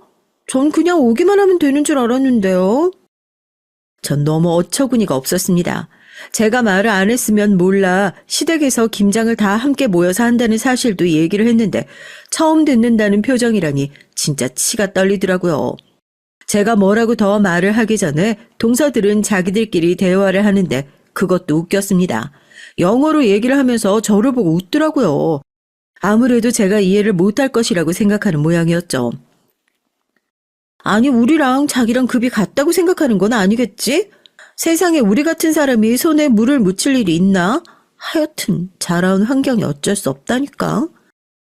고졸이라면서요? 진짜 도대체 어머님이나 큰아주버님은 뭘 보고 저런 여자를 가족으로 들이신 거죠? 어디 나가서 형님이라고 말을 못하겠어요. 지금 봐요. 멀뚱멀뚱 쳐다만 보고 있잖아요. 영어도 모르는 것 같은데 진짜 무식해서 정말이지. 두 동서는 확신에 찬 얼굴로 아주 신나게 험담을 하더라고요. 언제인가 예전에 드라마를 본 적이 있었는데 그 드라마에 보니 가족들이 며느리를 앞에 두고 영어로 얘기를 하면서 자기들끼리 웃는 장면이 나오더라고요. 그때 며느리가 가족들 말을 받으면서 유창하게 영어로 끼어들더라고요. 저도 그렇게 해볼까 하다가 그만뒀어요. 이제 막 시집온 동서들과 그런 일로 유치하게 싸우고 싶지 않았거든요. 전 흥분하려던 마음을 가라앉히고 천천히 다시 말해주려고 했어요. 그때였죠. 안에 계시던 시어머니께서 나오셨습니다. 앞치마를 하고 팔에는 고무장갑까지 끼고 말이죠. 그 모습에 두 동서는 눈에 띄게 당황하더군요. 너희들 왔구나. 많이 늦었네. 어머니 저희 왔어요. 김장하신다고 해서 왔죠. 근데 어머니가 직접 하셨어요? 첫째가 얘기하지 않지? 우리 김장한다고 말했다던데 당연히 내가 하지. 다른 사람을 시켜서 할 것이면 그냥 김치 사서 먹지 뭐하러 김장을 한다 그래? 시어머니께선 평소와 다른 딱딱한 목소리로 말씀하셨습니다. 눈에 띄게 달라진 분위기에 동서들은 눈치를 보며 시어머니의 반응을 살폈죠. 내심 쌤통이더라고요. 그때였습니다. 시어머니께선 고무장갑을 벗으시면서 두 동서에게 자리 좀 앉아보라고 하셨어요. 그리고는 저더러 안에 들어가서 마무리하는 것 좀 챙겨보라고 하셨죠.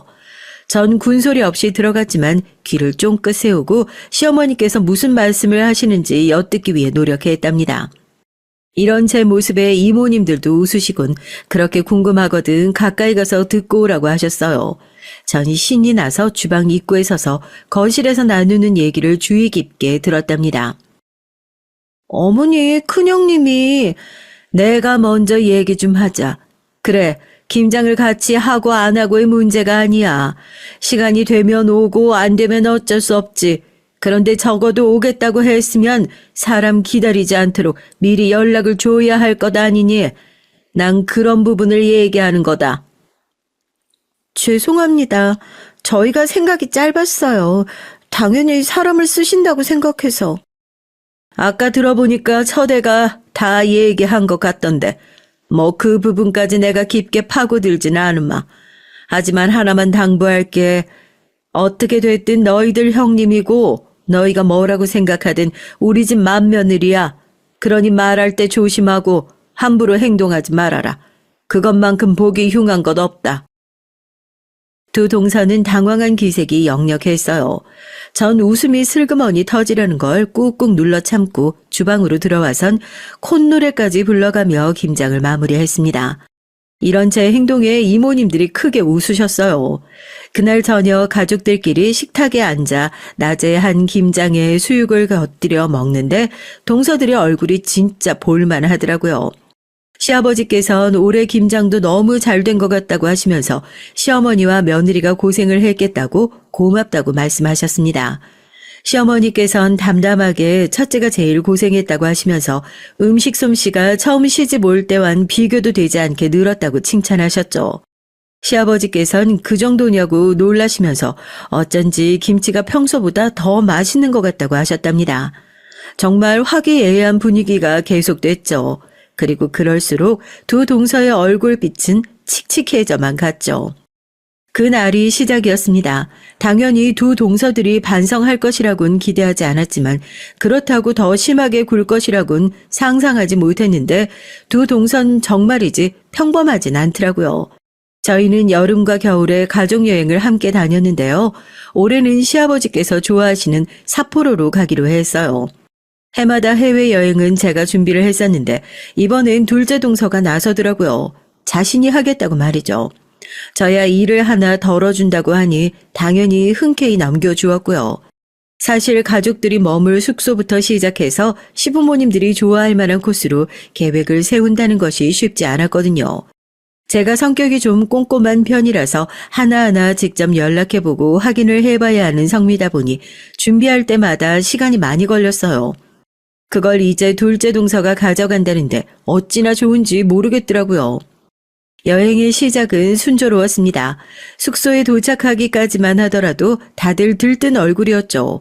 그런데 숙소에서 그만 문제가 생겨버렸어요. 예약을 잘못하는 바람에 방이 2개나 부족했답니다. 둘째 동선 사색이 된 얼굴로 확인을 거듭했지만 확실히 저희 쪽 실수였죠. 둘째 동서는 영어로 뭐라고 얘기를 하면서 다른 방을 구하려고 했지만 하필 그 료칸에서 영어를 할 수 있는 직원이 없었습니다. 나름 평점 좋은 곳으로 알아본 모양인데 그 부분까지 확인을 안 했던 것 같았죠. 자신의 실수에 화가 난 동선 다른 숙소를 찾아보겠다고 하면서 잠시만 주변을 관광하고 있으시면 안 되겠냐고 하더라고요. 피곤한 얼굴로 시부모님께선 고개를 끄덕이셨지만 곁에서 보고 있자니 너무 속상하더라고요. 저도 남편도 여기 오기 전에 일을 좀 몰아서 하느라 당장이라도 온천에 들어가 쉬고 싶었거든요. 전 남편에게 눈짓을 하고는 슬쩍 아까의 료칸으로 다시 들어가서 직원과 얘기를 나눴습니다. 해외 유학 시절 여러 나라 친구들을 만난 덕분에 전 간단한 일어나 중국어 정도는 쉽게 할 수 있었거든요. 료칸에선 원래 등급보다는 다운된 숙소를 제공할 수 있다고 하더군요. 저와 남편은 바로 체크인을 하기로 했죠. 재수씨, 부모님이 많이 지치신 것 같은데 숙소는 그냥 여기로 하죠. 아직 우리가 예약한 방도 있다고 하니까 그 방은 부모님 드리고 부족한 방은 등급을 좀 낮춰서 우리 형제들 쓰고요. 날씨도 추운데 2분 밖에 오래 계시게 할 순 없잖아요. 그래도 등급을 다운하면 수준이... 그래도 개인 온천은 다 준비되어 있고 방 크기도 좀 작아지는 것 말곤 큰 차이 없다고 하니까 그냥 그렇게 하자.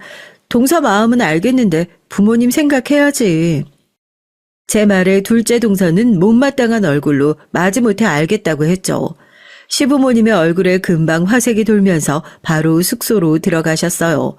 전 시부모님 방을 먼저 확인해 드렸습니다. 혹시나 불편하지 않도록 직원에게 몇 가지 부탁도 있지 않았고요. 알아보니까 사전에 아무런 얘기도 하지 않았더라고요. 시아버지께서 땅콩 알러지가 있는데 저녁 코스 요리 확인이 안 되어 있던 것이 너무나도 충격적이었습니다. 시어머니께서는 고생이 많다고 하시면서 제 손을 잡아주셨어요. 방금까진 둘째 동서 때문에 짜증이 났는데 재밌게도 기분이 가라앉더라고요.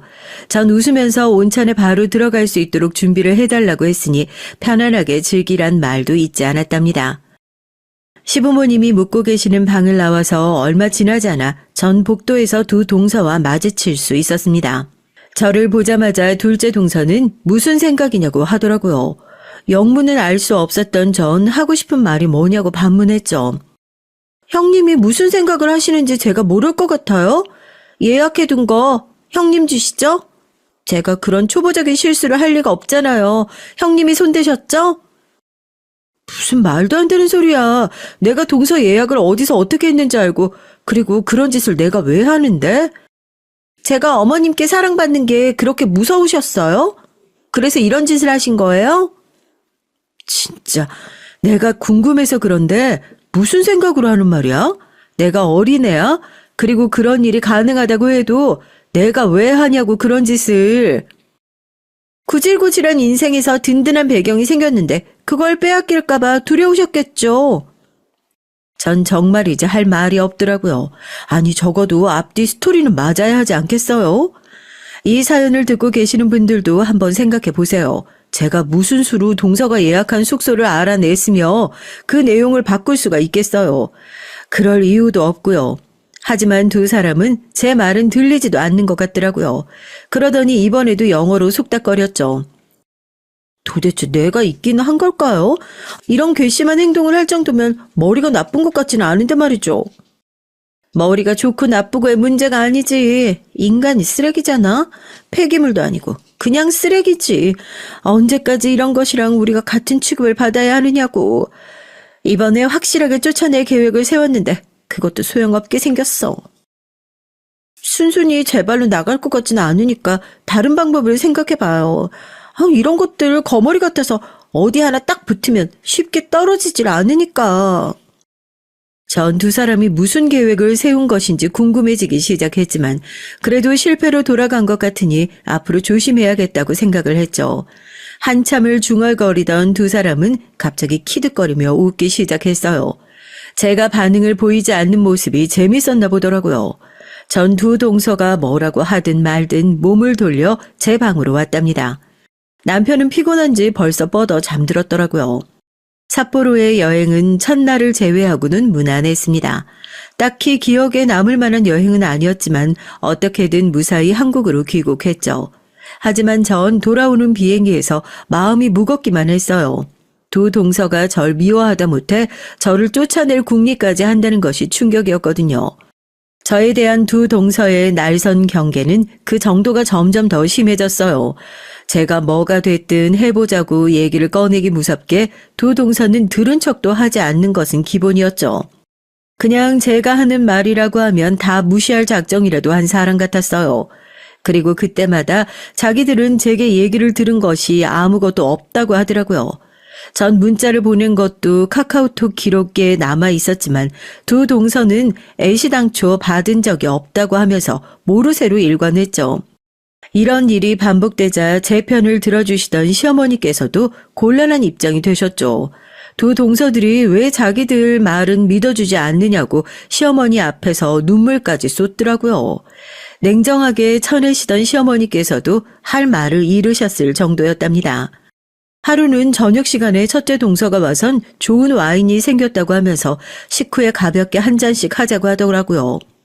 전 술에는 전혀 관심이 없던 사람이라 와인에 대해선 아는 것이 전무하다 싶었죠. 남편은 꽤나 비싼 와인이라고 놀란 목소리로 알려주더라고요. 시어머니께서도 만족스러워하는 분위기였답니다. 그 와인에 어울릴 만한 것이 뭐가 있어? 내가 준비할게. 형님은 그냥 잠자고 계세요. 분위기 흐리지나 말고. 제가 말하면 뭐 아세요? 뭐? 동서 방금 뭐라고 했어? 아니, 평생 이런 와인은 구경도 못 해보셨을 테니까 나대지 말고 얌전히 주는 대로 받아 마시라고요. 오히려 도와준다고 설자되면 방해밖에 안 되니까요. 설마 와인 마실 줄 모르시는 건 아니죠? 기본 예의라도 급하게 알려드려요. 동서는 비꼬는 말투로 말했습니다. 참 내가 고작 와인으로 이렇게 무시를 당해야 하나 싶었죠. 하지만 첫째 동서의 막말은 거기서 멈추질 않았습니다. 형님이 결혼을 잘하셔서 이런 것도 마셔보는 줄 아세요. 형님이 취직해서 돈을 아무리 열심히 벌어도 이런 와인은 하늘의 별 따기나 다름없으니까. 아시겠어요? 이게 얼마나 훌륭한 와인인지? 와인이 좋은 줄은 모르겠지만 동서가 참 없어 보이는 건 알겠네. 날 그렇게 깎아내리면 뭐가 좋아서 그렇게 말하는지 조금도 이해는 되지 않지만 참 사람이 불쌍하네.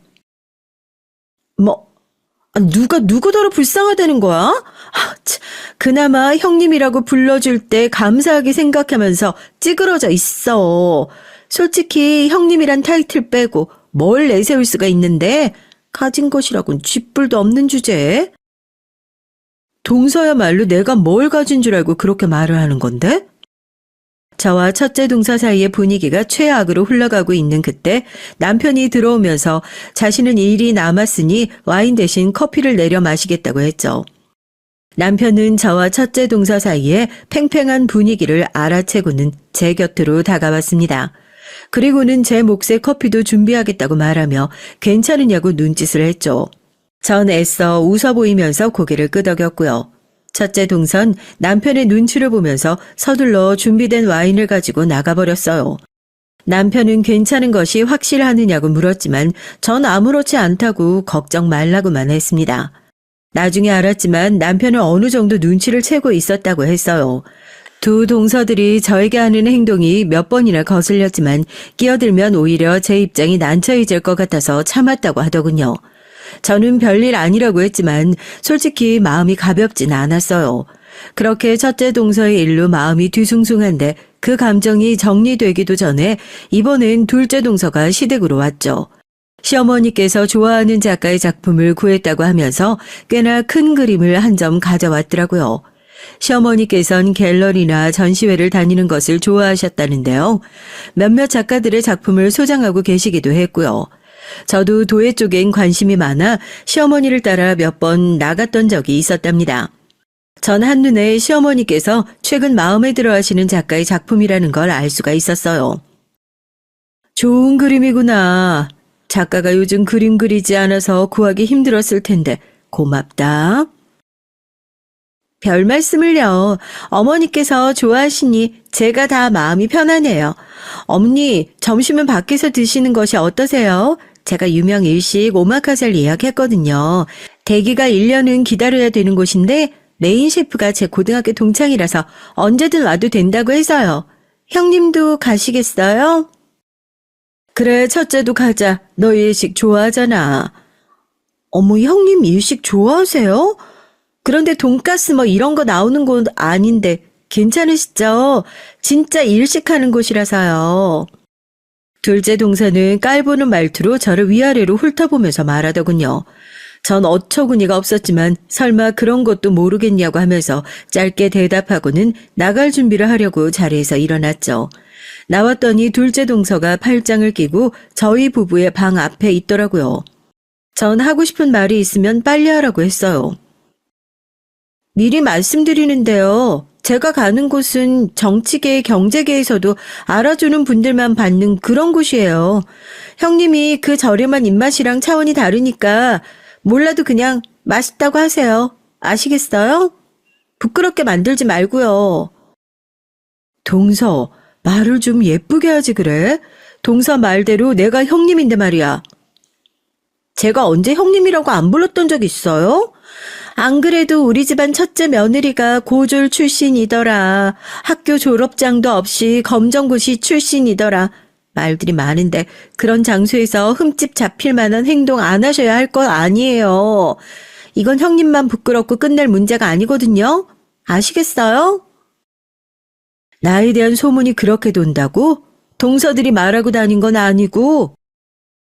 둘째 동선 제 질문에 말을 얼버무리곤 자기가 하는 걸 잘 보고 따라하기나 하라고 말하곤 1층으로 내려갔죠. 전 조용히 내려가 시어머니께 친정에 잠시 다녀와야 할 것 같다고 말했습니다. 급하게 연락이 왔다고 하면서 말이죠. 갑자기 제가 가지 않겠다고 하자 시어머니께선 아쉬워하셨지만 둘째 동선 만면에 미소를 가득 지으며 입이 귀에 걸려선 다음 기회를 만들어 보자고 했어요. 그렇게 시어머니와 둘째 동서를 내보내고 전 친정으로 갔습니다. 어쩐 일인지 친정 아버지께서 집에 계시더라고요. 갑자기 찾아온 절 본 친정 아버진 깜짝 놀라셨죠. 무슨 일이냐 이 시간에 연락도 없이. 얼굴은 왜 그렇고? 아니에요, 아빠. 저 그때 짐은 어디 있어요? 그때쯤이면 너 밖에 있을 때? 저 다락방에 있지. 너 대학 시절 받았던 것들이랑 다 함께. 전 다락방으로 올라가서 구석에 놓여있는 커다란 박스를 꺼내 주섬주섬 뒤지기 시작했습니다. 얼마나 오랫동안 들여다보지 않았는지 먼지가 가득했지만 하나하나 꺼내며 전 졸업장을 찾기 시작했어요. 한국에서 졸업하면서 생겼던 것뿐만 아니라 암흑기 시절 받은 졸업장도 함께 챙겼죠. 2번 다시 볼 일 없을 것이라고 생각했는데 이렇게 또 보게 되다니 참 기분이 묘했죠. 전 가득한 먼지를 깨끗하게 닦아서 챙겼습니다. 친정 아버지께선 갑자기 졸업장을 왜 챙겨가느냐고 물었지만 전 웃기만 할 뿐 대답을 하지는 않았습니다. 이렇게 다 커서 싸우려고 챙겨간다는 말을 어떻게 하겠어요. 전 그날 이후 기회를 엿보고 있었죠. 한 방을 제대로 먹여줄 그런 기회요. 그리고 그 기회는 생각보다 일찍 찾아왔고요. 기념적인 그날은 시아버지의 칠순 생일이었습니다. 칠순은 그냥 넘길 수 있는 것이 아니잖아요. 그래서 이미 그 앞 주말에 호텔에서 크게 칠순 기념 파티를 열어 많은 분들을 모시고 축하하는 시간을 가졌죠. 물론 동서들이야 부끄럽게 어디를 가느냐고 저한테 난리를 쳤지만 전 아무렇지 않게 그 자리에 갔답니다. 또래들보다는 시부모님 나이대의 어른들이 많아서 그런진 몰라도 동서들이 저에게 함부로 말하지 못하더라고요. 그저 자기들끼리 모여선 제 쪽을 힐끔거리며 키득거리기만 할 뿐. 전 그런 동서들을 무시하고 남편과 함께 손님들께 인사를 드리기 바빴어요. 아주 큰일 없이 잘 넘어갔습니다. 그런데 대형 사고는 언제 터졌느냐? 바로 시아버님 생신 당일 저녁에 벌어졌답니다. 시어머니께선 칠순 파티는 둘째치고 생신 당일 가족들끼리 모여서 식사라도 하는 것이 어떻겠냐고 먼저 말씀하셨죠. 전 동서들에게 적어도 생신인데 우리 손으로 식사는 한 끼 대접하는 것이 어떻겠느냐고 물었습니다. 무슨 일인지 순순히 두 사람이 그렇게 하자고 하더라고요. 살짝 의심스럽긴 했지만 전 저녁 식사 준비에 맞춰서 집으로 오라고 했어요. 하지만 두 사람은 나타나지 않더군요. 설마 했는데 말이죠. 소식이야 당연히 없었고요. 전 묵묵히 미역국을 끓이고 시아버지께서 제일 좋아한다는 잡채와 육전을 만들었답니다. 이모님들은 혼자서 그 많은 음식을 어떻게 하느냐고 도와주겠다고 하셨어요. 얼른 동서들과 함께 할 일이라 이모님더러 일찍 퇴근하라고 말씀드렸는데도 말이죠. 전 죄송스러운 마음이 들었지만 그래도 도움을 거절할 상황은 아니었답니다. 동서들이 나타난 건 저녁 식사를 40분 앞둔 시점이었어요. 두 사람은 준비를 다 했느냐고 말하며 들어왔죠. 전 이모님들께 자리를 피해달라 부탁을 드리고 두 사람 앞에서 앞치마를 던졌습니다. 두 동선 지금 이게 뭐 하는 짓이냐고 버럭 소리를 질렀죠. 내가 분명 저녁 식사가 7시니까 5시까지는 오라고 했지. 동서들도 그렇게 하겠다고 했고. 그런데 지금이 5시야? 시계 볼 줄 몰라? 약속했으면 지키는 법이 없어. 오라고 해서 왔더니 고마운 줄도 모르고 뭐라는 거야? 형님이란 자리가 무슨 벼슬이라니? 웃겨 진짜. 그러니까 고작 이런 음식이나 만들라고 우리를 부르다니 도대체 우리를 뭐라고 생각하는 거야? 시장 바닥이나 다니면서 이따위 것들이나 주워 먹던 버릇을 어디로 가지고 오는 건지 모르겠어요. 하여튼 이래서 골빈 것들이랑은 상종을 하면 안 된다니까. 두 동서는 제 말에는 대꾸도 하지 않고 자기들끼리 영어로 짜증을 내더라고요.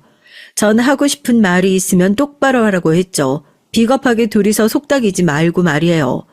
하지만 제 반응에 두 사람은 알아듣지도 못하면서 눈치는 빨라서 큰 소리만 칠 줄 안다고 절 얼간이라던가 모지리 등으로 지칭하면서 이런 음식을 먹다가 병원에 실려가는 건 아니냐고 하더군요. 심지어 그냥 다 버리고 출장 요리사를 부르는 것이 낫겠다는 말까지 했죠. 하지만 정말 제가 화가 나는 건 다음 대화였습니다. 그나저나 저것도 자식이라고 저 따위로 키워서 이 집안으로 시집 보낸 부모의 얼굴이 궁금하지 않아? 얼마나 뻔뻔할까? 죄책감이나 부끄러움 그런 건 하나도 모르겠지? 번듯한 사돈 생겼다고 좋아하고 있을 거야. 어머니 몰래 이 집 재산 빼돌리고 있다거나 그러진 않겠죠? 그이한테 확인하라고 말해둬야지.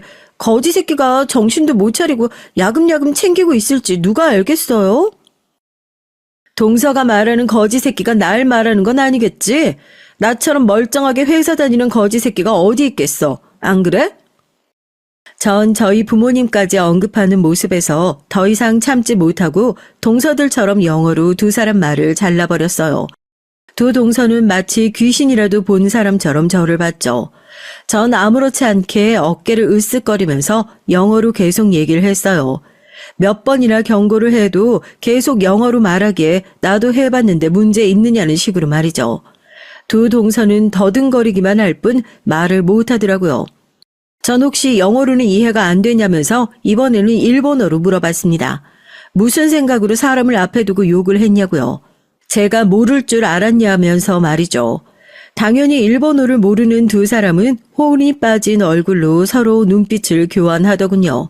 전 이러도 힘드냐고 하면서 중국어에 불어까지 써가면서 두 사람에게 입이 있으면 말을 해보라고 따져 물었습니다. 두 사람의 얼굴은 붉어지다 못해 금방이라도 터질 것처럼 보였어요. 내가 어지간하면 참아주려고 노력했고 귀엽다 받아주려고 했는데 점점 도를 넘는 것 같아서 말이야. 나한테 해야 할 말이 있기는 하겠지만 지금은 가족 식사 시간이 다가오니까 나중에 하는 것으로 할게. 빨리 식탁이나 세팅해. 동서들 어떻게 할진 내가 고민을 좀 해봐야 되니까. 전 두 사람에게 등을 보이곤 마지막으로 미역국 간을 맞추고 밥의 상태를 확인했죠. 제가 그렇게 움직이는 동안 두 동서는 꼼짝도 하지 않고 있었어요. 답답한 마음에 뭐하고 서 있느냐고 당장 움직이라고 했어요. 그런데 갑자기 쨍그랑하는 소리가 들리더라고요. 깜짝 놀라 뒤를 돌아보니 준비해둔 음식의 그릇을 첫째 동서가 바닥으로 내팽겨 쳤더라고요. 전 이게 다 무슨 짓이냐고 따져 물었습니다. 하지만 첫째 동서는 그런 저의 모습엔 아랑곳하지 않고 소리를 질렀죠. 뭐야? 니까짓 게 뭔데 그런 말을 하는데 어디서 주워들은 건 있는 것 같은데 그래봤자 넌 고등학교나 겨우 나온 패배자야. 루저라고 알겠어? 동서는 내가 고졸이라는 사실이 그렇게 신경 쓰이나 봐. 매번 고졸 하는데 도대체 뭐가 그렇게 동서 기분을 상하게 하는데? 몰라서 물어. 이 집안이 어떤 곳인지 전혀 모르겠지만 너 같은 길바닥에 흔히 굴러다니는 인간들이 들어와서 살 곳이 아니라고. 너 같은 것 때문에 우리 가족 사회적 체면이 어떻게 되는지 알아? 내가 무슨 죄라도 지은 것도 아닌데 뭐가 문제인지 모르겠네. 그리고 나에 대해서 알지도 못하면서 그렇게 말하고 다니지 말라고 두 사람에게 경고했을 텐데. 네가 무슨 짓을 해서 큰아주버님이 넘어가셨는지 모르겠지만 원래 그 자리는 임자가 있었다고. 너 따위와는 비교도 되지 않을 그런 사람의 자리였단 말이야. 그런데 어디서 굴러들어온 버러지 같은 게 그 자리를 떡하고 차지하고 앉아선? 첫째 동서가 흥분하며 내뱉은 말에 전 그제야 저를 기를 쓰고 끌어내리려는 이유가 무엇인지 알 것 같았습니다. 하지만 그 이유가 저를 더 기분 나쁘게 만들었죠. 전 고작 그런 이유로 이렇게 나온 것이냐며 매번 수준을 그렇게 따지더니 어느 쪽이 더 바닥인지 모르겠다고 말했어요. 제 말에 두 동서들은 더 기를 쓰고 악을 질렀죠. 감이라던가 주제 등의 단어들을 써가면서 난리를 피우는데 정말이지 저절로 인상을 쓰게 되더군요. 두 동서들의 발언은 당연히 밖으로 새어나갔고 시부모님은 물론 남편과 서방님들까지 우르르 식탁으로 몰려들게 만들었어요. 남편은 이게 다 무슨 상황이냐며 제게 다가와선 다친 곳은 없느냐고 물었죠. 전 괜찮다는 뜻으로 고개를 끄덕였습니다. 시아버지 생신에 며느리들이 뭐 하는 짓이야? 이런 모습 보이려고 내가 모여서 밥 한 끼 하자고 한 줄 알아? 바닥에 음식은 다 먹고 큰애야, 이게 다 무슨 일이냐? 네가 제일 윗사람이니 어디 한번 말 좀 해봐라. 어머님, 형님이 저희가 좀 늦었다고 천박하게 욕을 하시면서 음식을 던지시지 뭐예요? 놀란 제가 급하게 막는다고 했는데. 죄송해요, 형님. 아무리 저희가 미우셔도 이렇게 하시는 건 아니죠. 두 사람은 마치 연극 대본이라도 짠 것처럼 재빠르게 시어머니께 다가가서 눈물을 찍어냈죠. 전 헛웃음이 났어요. 참 손바닥 뒤집는 것보다 쉬운 인간들이란 생각이 들었죠. 시어머니는 물론 시아버지께서도 어처구니 없단 표정으로 두 동서와 저를 번갈아 보셨어요. 이 말이 다 사실이냐는 눈빛으로 바라보시는 시부모님을 앞에 두고 전 천천히 주머니 속에 있던 핸드폰을 꺼냈죠. 그리고는 화면을 가볍게 톡 하고 눌렀습니다. 핸드폰에서는 방금까지 두 동서와 저와의 대화가 고스란히 녹음이 되어 있었어요. 두 사람이 영어로 제 욕을 하는 시점부터 시작해서 제가 몰래 녹음을 했거든요. 이게 다 무슨 소리냐? 지금 저 대화가 사실이야? 아니, 그게요, 아버님. 물어 뭐해요? 저렇게 떡하니 증거가 있는데. 시부모님의 얼굴은 딱딱하게 굳어가셨어요. 특히 첫째 동서가 반찬을 엎어버리는 소리에 다들 어안이 벙벙한 표정이셨죠. 설마 이것까지 거짓말이라고는 생각하지 못한 눈치셨습니다. 녹음 파일이 끝나고 식탁은 죽은 듯이 고요했어요. 두 동서들은 시부모님의 눈치를 보며 슬금슬금 뒤로 물러서는 것이 보였죠. 전 그릇을 보관해둔 수납장 앞으로 다가가선 구석에 손을 넣어 서류를 꺼내고 내용물을 두 동서 앞에 내밀었습니다. 여기 동서들이 그렇게 노래를 부르는 졸업장, 내가 어느 대학을 나왔는지 따로 말을 안 했던 이유가 뭔지 알아? 난 이 졸업장이 내 인생에서 아무것도 아니거든. 서울대? 그래서 뭐 어쩌라고. 서울대 나온 것이랑 내가 어떤 사람인지 무슨 상관이 있는데? 왜 서울대 졸업장 하나로는 부족하니? 그럼 이건 어때? 내가 한국에 들어오기 전에 졸업한 곳인데. 제 서울대 졸업장을 뚫어져라 바라보는 동서들에게 전 이름만 들으면 다 안다는 대학 졸업장을 내밀었죠. 두 사람의 동공은 말 그대로 지진이라도 난 것처럼 사정없이 흔들리기 시작했습니다. 급기야 둘째 동서는 거짓말이라고 하면서 그럴 리가 없다고도 했어요. 전 믿고 싶지 않으면 학교에 직접 연락을 해봐도 좋다고 했습니다. 놀란 사람은 두 동서뿐이 아니었어요. 시부모님께선 제가 서울대를 졸업했다는 사실을 알고 계셨지만 해외 유학 시절까진 모르셨거든요. 전 두 분께 이 시절에 전 좋은 기억이 하나도 없는 암흑기나 다름없었기 때문에 차마 말씀드릴 수가 없었다고 했습니다. 두 분은 고개를 끄덕이시며 꽤나 충격받은 얼굴로 제 졸업장을 바라보셨죠. 이만하면 동서들이 그렇게 말하는 자격이 충분할까? 나 같은 인간 때문에 얼굴 들고 다닐 수 없다고 그랬나? 내가 고졸이라고 온 사람들한테 소문났다고? 그 소문 동서들이 내고 다닌다는 걸 모른다고 생각했어? 내가 경고했지. 나에 대해서 아는 것처럼 말하지 말라고. 이럴 수가 없어. 분명 학교 동문에서 당신을 아는 사람은 아무도 없다고 그랬단 말이야. 학교 동문?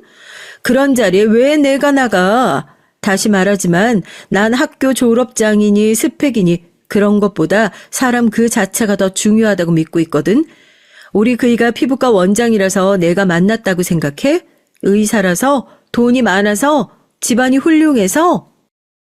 거듭 이어지는 저의 말에 현실을 부정하던 동서들도 차츰 정신을 차리는 것 같았습니다. 전 시아버지께 좋은 날인데 이런 모습 보여드려 정말 죄송하다고 말씀드렸어요. 시아버지께선 괜찮다고 하시면서 저녁은 서재로 가져다 달라고 하시더군요. 시어머니와 따로 먹겠다고 하시면서요. 아무래도 다 함께 먹기엔 속이 불편할 것 같다고 하시면서 두 동서를 노려보셨죠. 시어머니께선 아무 말도 하지 않으셨어요. 그저 가볍게 제 손을 톡톡 두드려 주시곤 안으로 들어가셨습니다.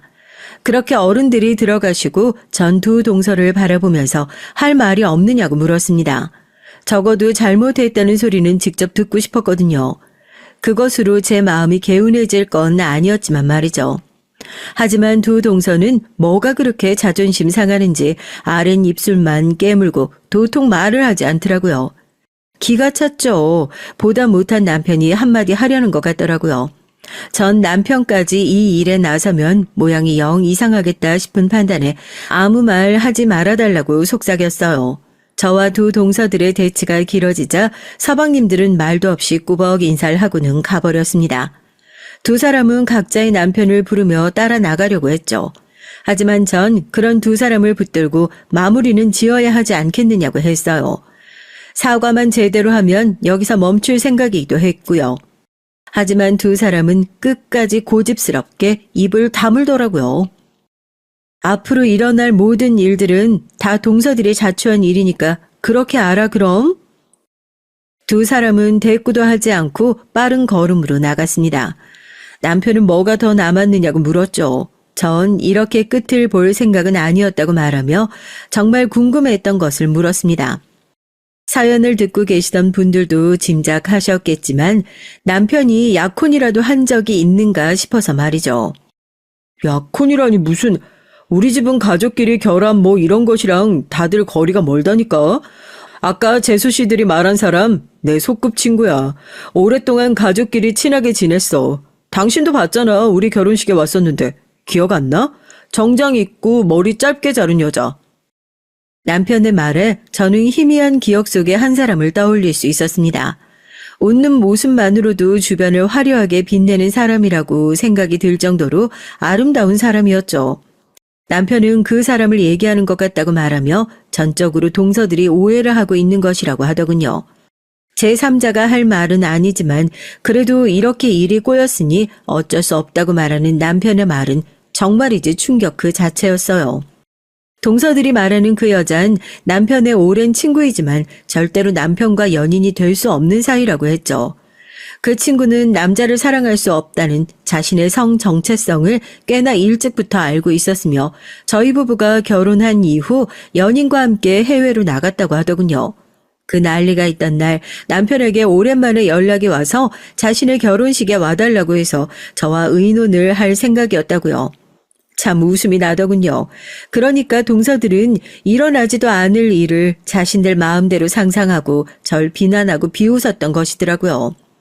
매번 수준 타령하고 저렴이가 어쩌고 시장 바닥이니 어쩌니 자기들 마음대로 말을 짓거려 대던 것도 결국은 아무 소용이 없는 일이라는 것에 제가 다 힘이 빠지더군요. 물론 그렇다고 두 사람이 애틋하다거나 안타깝지는 않았지만 말이죠. 날이 밝자마자 저는 두 동서뿐만 아니라 서방님들께도 다 문자를 보냈습니다. 제 연락을 받은 동서들은 미친 듯이 제게 전화를 걸었어요. 전 당연히 거절을 했고요. 그랬더니 무슨 짓이냐고 문자가 아주 폭탄으로 오더군요. 서방님들 반응은 좀 더 격렬했습니다. 이런 일을 어떻게 아셨는지부터 시작해서 동서들이 어디까지 빠져 있는지도 알고 싶어 하셨죠. 동서들의 일은 제가 알고 싶어서 알게 된 일은 아니었어요. 졸업장을 가지러 갔다가 우연히 친정아버지 서재에서 발견했을 뿐이었죠. 제게는 남동생이 하나 있는데 부모님이 이혼을 하면서 어머니께서 데려가셨거든요.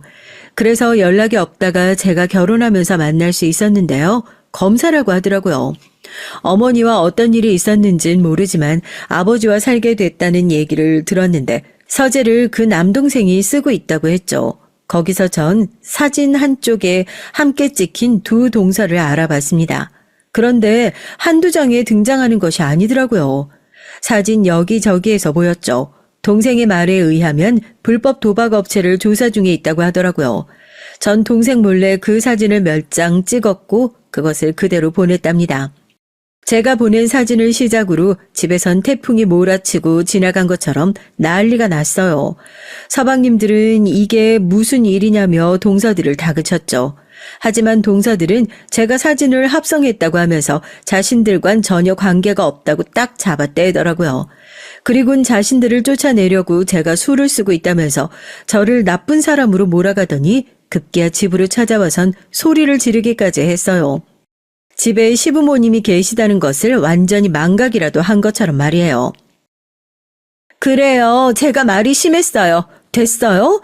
아무리 저한테 사과가 받고 싶어도 그렇지 이런 장난질까지 하는 건 너무하신 거 아니에요? 진짜 고작 미안하다 소리 듣겠다고 멀쩡한 사람을 이렇게 몰아가다니 정말 형님도 심하시네요. 내가? 불법 도박을 즐기는 쪽은 동서들인데 내가 왜? 이 사진이 거짓이라고? 전화 한 통이면 사실 확인이 가능한데 전화해볼까? 전 검사인 남동생을 통해 확인이 이미 끝났다고 말하며 안 그래도 곧 두 사람을 검찰에서 찾으러 올 것이라고 말했죠. 그제야 이것이 단순한 문제가 아니라는 자각이 들었는지 두 사람의 얼굴은 하얗게 질렸습니다. 전 자수라도 하지 그러냐고 말하며 그런 동서들을 쫓아냈어요. 저의 마지막 충고나 다름없었던 말조차도 두 사람은 듣지 않았어요. 어떻게 됐냐고요? 당연히 잡혀 들어갔죠. 두 동서는 도박판에 몇 번 참석하지 않아서 간단한 조사만으로 끝났다고 하는데 그게 어디 쉬운 말이겠어요? 당연히 서방님들 눈이 뒤집혔죠. 이혼 소송부터 시작해서 위자료 청구까지 아주 재판장에 부지런히 출석 도장 찍어야만 했습니다. 꽤나 오래 걸릴 것 같았던 이 소동은 바람같이 정리가 됐어요. 아무래도 시아버지께서 손을 쓰신 모양이었죠. 좋은 일도 아닌데 빨리 정리되는 것이 좋지 않겠어요? 그 일이 있고 약 1년의 시간이 흘렀네요. 시아버지 생신상을 차리고 있다 보니 동서들이 생각나더라고요. 정신은 차렸는지 반성은 많이 했는지 말이죠. 용서했냐고요? 글쎄요. 용서라기보단 그저 인생이 좀 불쌍하다 싶더라고요. 부디 남은 인생은 부끄럽지 않게 살기를 바라면서요. 끝까지 들어주셔서 감사합니다.